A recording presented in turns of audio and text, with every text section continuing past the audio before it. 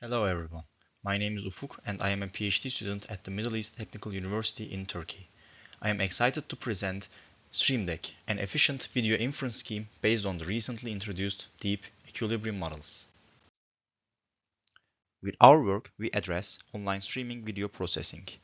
Obtaining accurate, real-time predictions is a standing challenge in this domain.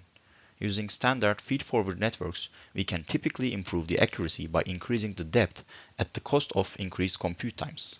However, for streaming scenarios, we only have a limited amount of compute time per frame.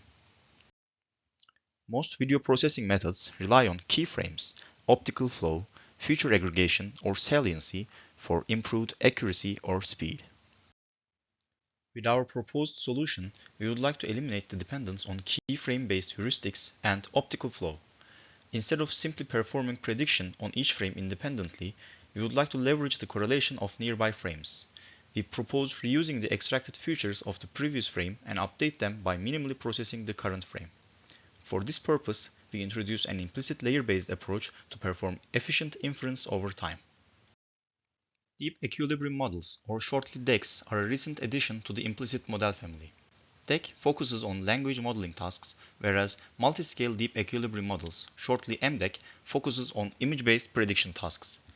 These models aim to simulate an infinite layer network with a shallow network. For this purpose, DEQ models solve for the fixed point of a network and use it as the representation of their input. Fixed points of a function f can be defined as the points where the function intersects with the y equals x line. That is to say, fx equals x, where f is the network. To achieve this, DEQ makes use of an iterative solution algorithm, namely the Broyden's method.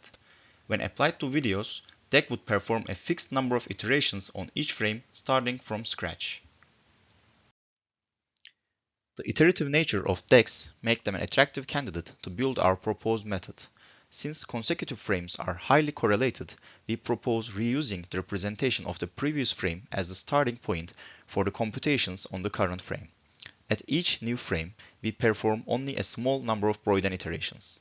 With this, we also do not use any keyframes and are able to make predictions causally, which is a precondition for streaming video processing tasks. Visually, online recognition with StreamDEQ looks like this. We start with zeros on the first frame. We perform, let's say, 2 Broyden iterations on that frame and make predictions. On the next frame, we take the representation from the first frame and perform 2 more iterations. This way, the results get better and better. Here, we only show the setup for video semantic segmentation. However, the setup for our video object detection task is the same, with the only difference being the prediction head. Now, I would like to demonstrate these results visually. Here, we see the performances of MDEQ side by side with StreamDEQ, using only 1 Broyden iteration per frame. StreamDEQ quickly adapts to the video in a few frames, much like a person adapting their focus and attention to a new scene, while MDEQ barely produces any results. Similarly, here we see the case where we perform 2 Broyden iterations per frame. Again, MDEQ is not able to produce clear outputs, while StreamDEQ manages to detect even smaller objects like tree trunks and traffic signs. Now, let's take a look at these results quantitatively.